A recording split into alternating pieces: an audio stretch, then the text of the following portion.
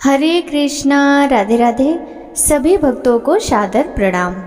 भक्तों, आज रसपान कीजिए वैशाख मास महात्म के 7वें अध्याय की कथा का। इस कथा के अंतर्गत आकाश गंगा तीर्थ की महिमा, रामानुज पर भगवान की कृपा तथा भगवत भक्तों का लक्षण, दान पात्र विचार, चक्र तीर्थ की महिमा, पद्मनाभ की तपस्या, भगवान का वरदान तथा राक्षस के आक्रमण से चक्र द्वारा पद्मनाभ की रक्षा। श्री सूत जी कहते हैं, तपोधनो, रामानुज नाम से प्रसिद्ध एक जितेंद्रीय विष्णु भक्त ब्राह्मण थे। धर्मात्मा रामानुज ने वानप्रस्थ आश्रम में स्थित होकर आकाश गंगा तीर्थ के समीप तपस्या की। गर्मी में भगवान विष्णु का ध्यान करते हुए वे पंचाग्नि के मध्य में स्थित रहते थे। वर्षा में खुले आकाश के नीचे बैठकर मुख से अष्टाक्षर ओम नमो नारायणा मंत्र का जप और हृदय में भगवान जनार्दन का ध्यान करते थे तथा जाड़े में जल के भीतर निवास करते थे। वे समस्त प्राणियों के हितैषी, जितेंद्रीय तथा सब प्रकार के द्वंद्वों से दूर रहने वाले थे। उन्होंने कितने ही वर्षों तक सूखे पत्ते खाकर निर्वाह किया, कुछ काल तक जल का ही आहार किया और कुछ वर्षों तक वे केवल वायु पीकर ही रहे। तदंतर उनकी तपस्या से संतुष्ट होकर भक्त वत्सल भगवान विष्णु ने उन्हें प्रत्यक्ष दर्शन दिया। भगवान के हाथों में शंख, चक्र और गदा आदि शोभा पा रहे थे। उनके नेत्र विकसित कमल दलों की भांति सुंदर थे। श्रीअंगों की दिव्य प्रभा कोटि कोटि सूर्य के समान थी। वे विनतानंदन गरुड़ पर आरूढ़ो छत्र और चमर से सुशोभित थे। हार, भुजबंद, मुकुट और कड़े आदि आभूषण उनके अंगों की शोभा बढ़ाते थे। विश्वक्सेन और सुनंद आदि पार्षद भगवान को सब ओर से घेर कर खड़े थे। वीणा, वेणु और मृदंग आदि बाजे बजाने वाले नारद आदि के द्वारा उनकी महिमा का गान हो रहा था। भगवान के ऐश्वर्य परम उत्तम रूप से प्रकट हो रहा था। वे पीताम्बर से शोभायमान थे। उनके वक्षा स्थल में लक्ष्मी का निवास था। श्याम मेघ के समान उनकी कांति थी। दोनों पार्श्व भाग में खड़े हुए सनक आदि महायोगी भगवान की सेवा में लगे थे। अपनी मंद मंद मुस्कान से तीनों लोगों को मोहते और अंगों की दिव्य प्रभा से दसों दिशाओं को सम्मानित एवं प्रकाशित करते हुए भक्त सुलभ दया निधान भगवान वेंकटेश्वर महामुनि रामानुज के समीप उपस्थित हुए। उन्होंने अपनी चारों बाहों से मुनि को पकड़कर हृदय से लगा लिया और प्रेम पूर्वक कहा, महामुने, कोई वर मांगो। मैं तुम्हारी तपस्या से बहुत प्रसन्न हूँ। तुमने जो नमस्कार किया उससे मेरा प्रेम और बढ़ गया। मैं तुम्हें वर देने के लिए आया हूँ। रामानुज बोले, नारायण, रमानाथ, श्रीनिवास, जगन्मय, जनार्दन, जगतधाम, गोविंद, नरकांतक, वेंकटाचल शिरोमणे, मैं आपके दर्शन से ही कृतार्थ हो गया। धर्मनिष्ठ पुरुष आपको नमस्कार करते हैं क्योंकि आप धर्म के रक्षक हैं, जिन्हें महादेव जी और ब्रह्मा जी भी नहीं जानते। तीनों वेदों को भी जिनका ज्ञान नहीं हो पाता, उन्हीं आप परमात्मा को आज मैं जान पाया हूँ। इससे अधिक और कौन सा वरदान हो सकता है? जिन्हें योगी नहीं देख पाते, केवल कर्मकांडी लोग जिनकी झांकी नहीं कर पाते, उन्हीं आप परमात्मा का आज मुझे प्रत्यक्ष दर्शन हो रहा है। इससे बढ़कर और क्या हो सकता है? संपूर्ण जगत के स्वामी वेंकटेश्वर, मैं इतने से ही कृतार्थ हूँ, जिनके नाम का स्मरण करने मात्र से बड़े बड़े पातकी मनुष्य भी मुक्ति को प्राप्त हो जाते हैं। उन्हीं भगवान जनार्दन का आज मैं प्रत्यक्ष दर्शन करता हूँ। प्रभु, आपके युगल चरणार बिंदों में मेरी अविचल भक्ति बनी रहे। श्री भगवान ने कहा, महामते रामानुज, मुझ में तुम्हारी दृढ़ भक्ति हो। ब्राह्मण, मेरी कही हुई दूसरी बात भी सुनो। जब सूर्य मेष राशि पर जाते हैं, उस समय चित्रा नक्षत्र से युक्त पूर्णिमा होने पर जो लोग आकाश गंगा में स्नान करते हैं, वे पुनरावृत्ति रहित परम धाम को प्राप्त होते हैं। रामानुज, तुम आकाश गंगा के समीप ही निवास करो। प्रारब्ध कर्म के अनुसार प्राप्त हुए इस शरीर का अंत होने पर तुम्हें मेरे स्वरूप की प्राप्ति होगी। इस विषय में बहुत कहने की क्या आवश्यकता है। आकाश गंगा के शुभ जल में कोई भी स्नान करते हैं, वे सभी उत्तम भगवत भक्त हो जाते हैं। रामानुज ने पूछा, भगवान, भगवत भक्तों के लक्षण क्या हैं? किस कर्म से उनकी पहचान होती है? मैं इस विषय को सुनना चाहता हूँ।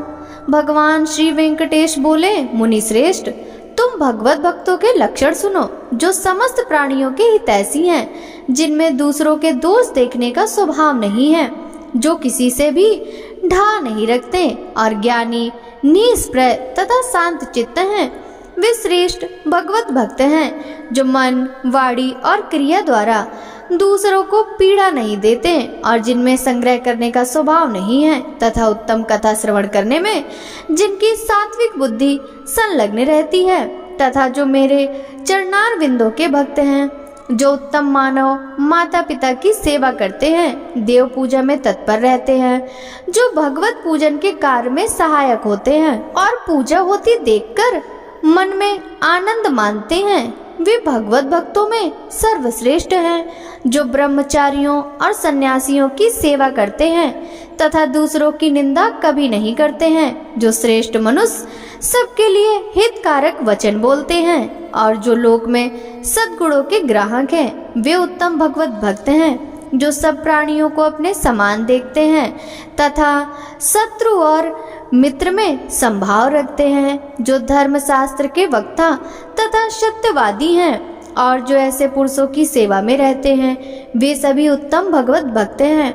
दूसरों का अभ्युदय देखकर जो प्रसन्न होते हैं तथा भगवान नामों का कीर्तन करते रहते हैं, जो भगवान के नामों का अभिनंदन करते हैं, उन्हें सुनकर अत्यंत हर्ष में भर जाते और संपूर्ण अंगों में रोमांचित हो उठते हैं, जो अपने आश्रमोचित आचार के पालन में तत्पर, अतिथियों के पूजक तथा वेदार्थ के वक्ता हैं। वे उत्तम वैष्णव हैं, जो अपने पढ़े हुए शास्त्रों को दूसरों के लिए बतलाते हैं और सर्वत्र गुणों को ग्रहण करने वाले हैं, जो एकादशी का व्रत करते, मेरे लिए सत्कर्मों का अनुष्ठान करते रहते, मुझ में मन लगाते, मेरा भजन करते, मेरे भजन के लिए ललायित रहते तथा सदा मेरे नामों के स्मरण में तत्पर रहते। वे उत्तम भगवत भक्त हैं। सद्गुणों की ओर जिनकी स्वाभाविक प्रवृत्ति, वे सभी श्रेष्ठ भक्त हैं। ऋषियों ने पूछा, भगवान, दान किसको देना चाहिए? दान का समय कौन सा है? सूत जी बोले, द्विजवरों, नपुंसक, पुत्रहीन, पाखंडी, वेद वेत्ताओं तथा ब्राह्मणों से द्वेष रखने वाले और अपने वर्णाश्रमोचित कर्म का त्याग करने वाले पुरुष को दिया हुआ दान निष्फल होता है। जो पराई स्त्रियों में आसक्त है, दूसरों के धन का जिसके मन में बड़ा लोभ है तथा जो गीत गाने वाला है, ऐसे ब्राह्मण को दिया हुआ दान निष्फल होता है। जिसके मन में दोष दर्शन का भाव भरा है, जो कृतघ्न और मायावी है, जिसमें ज्ञान का अभाव है, जो सदा भीख मांगने वाला है, हिंसक है, जो नाम विक्रय, वेद विक्रय, स्मृति विक्रय तथा धर्म विक्रय करने वाला है और दूसरों को सताना ही जिसका स्वभाव बन गया है, ऐसे ब्राह्मण को दिया हुआ दान भी निष्फल होता है। जो कोई भी पाप में संलग्न रहने वाले हैं, उसे ना तो कुछ लेना चाहिए और ना ही उन्हें कुछ देना चाहिए। उत्तम कर्म में तत्पर श्रोत्री, अग्निहोत्री, जीविकाहीन, दरिद्र तथा कुटुंबी ब्राह्मणों को दान देना चाहिए।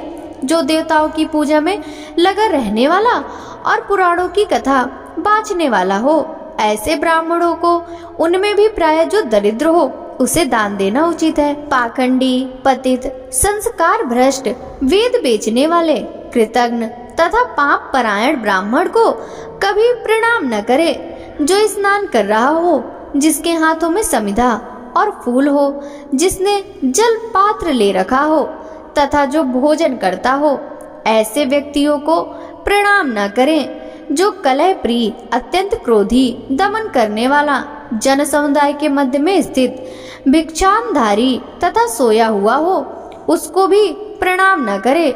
रजस्वला, व्यभिचारिणी, सूतिका, गर्भपात करने वाली व्रत का नाश करने वाली तथा अत्यंत क्रोध में भरी हुई स्त्री को कभी प्रणाम न करें। जो श्राद्ध के नियम में नियुक्त हो, देवताओं की पूजा कर रहा हो अथवा यज्ञ एवं तर्पण कर रहा हो, ऐसे पुरुष को भी प्रणाम न करें। यदि श्राद्ध के लिए कोई सुपात्र ब्राह्मण न मिले तो केवल सूत काट कर जीविका चलाने वाले सदाचारी एवं पुत्रमान ब्राह्मण को श्राद्ध के लिए निमंत्रित करें। यदि वह भी न मिले तो पुत्र को या छोटे भाई को अथवा अपने को ही श्राद्ध में नियुक्त करें। पुत्रहीन ब्राह्मण को किसी प्रकार भी श्राद्ध के लिए नियुक्त न करें। पूर्व काल में श्री वत्स गोत्र में उत्पन्न पद्मनाभ नामक एक जितेंद्रीय ब्राह्मण था। वह दयालु, उपवासशील, सत्यवादी, सब प्राणियों को अपने ही समान देखने वाला तथा सब प्रकार से द्वंद्वों से रहित था। कितने ही वर्ष तक वह सूखे पत्ते चबाकर रहा। कुछ काल तक केवल जल पीता रहा। फिर कई वर्ष तक उसने केवल वायु का आहार किया।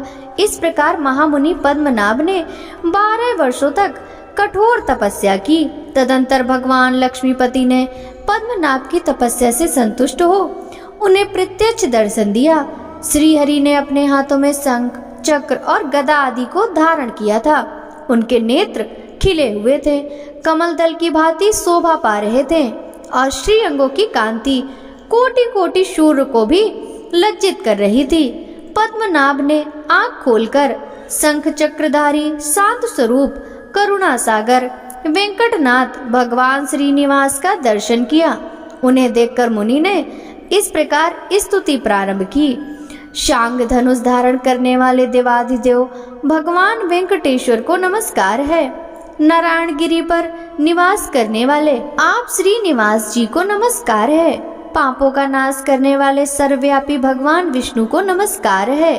शेषाचल निवासी आप भगवान श्रीनिवास को नमस्कार है, जो तीनों लोकों के स्वामी, विश्वरूप, सबके साक्षी तथा शिव और ब्रह्मा आदि के लिए भी वंदनीय हैं, जिनके नेत्र कमल के समान हैं, जो क्षीर सागर में शयन करते हैं तथा जो दुष्ट राक्षसों का संहार करते हैं। उन भगवान श्रीनिवास को नमस्कार है, जो भक्तों के प्रीतम, दिव्य स्वरूप, देवताओं के स्वामी तथा शरणागतों की पीड़ा का नाश करने वाले हैं, जो योगियों के पालक, वेद तथा भक्तों के पापों का संहार करने वाले हैं। उन श्रीनिवास भगवान विष्णु को नमस्कार है।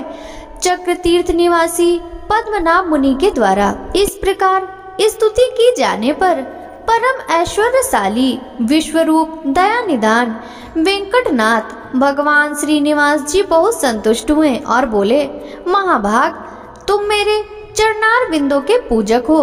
द्विज श्रेष्ठ, इस चक्र तीर्थ तट पर मेरी पूजा करते हुए तुम एक कल्प निवास करो। ऐसा कहकर भगवान वहीं अंतर ध्यान हो गए। तब से परम बुद्धिमान पद्मनाभ मुनि चक्र तीर्थ के किनारे निवास करने लगे। कुछ काल के पश्चात वहां एक भयंकर राक्षस आया। वह क्रूर क्षुधा से पीड़ित होकर नारायण परायण पद्मनाभ मुनि को अपना ग्रास बनाना चाहता था। उसने बड़े वेग से ब्राह्मण को पकड़ लिया। तब उन्होंने शरणागतों के रक्षक दया सागर चक्रपाणी श्री नारायण को पुकारा और बार बार ऐसा कहा, प्रभु रक्षा कीजिए, रक्षा कीजिए। हे वेंकटेश, हे दया सिंधु, हे शरणागत पालक, हे पुरुष सिंह, मैं राक्षस के वश में आ गया हूँ, मेरी रक्षा कीजिए। हे लक्ष्मीकांत, हे दुखहारी हरि, हे विष्णुदेव, हे वैकुंठनाथ, हे गरुड़ ध्वज, आपने ग्रह के चंगुल में फंसे हुए गजराज की जिस प्रकार रक्षा की थी, उसी प्रकार राक्षस के आक्रमण से दबे हुए मुझ भक्त की रक्षा कीजिए। हे दामोदर, हे जगन्नाथ, हे हिरण्यकश्यपु, दैत्य का मर्दन करने वाले नृसिंह, प्रहलाद जी की भांति मैं भी राक्षस के द्वारा अत्यंत पीड़ित हूँ, अतः उन्हीं के समान आप मेरी भी रक्षा कीजिए। पद्मनाभ के इस प्रकार स्तुति करने पर अपने भक्त के ऊपर भय आया हुआ जानकर दया निधान चक्रपाणी ने भक्त की रक्षा के लिए अपने चक्र को भेजा।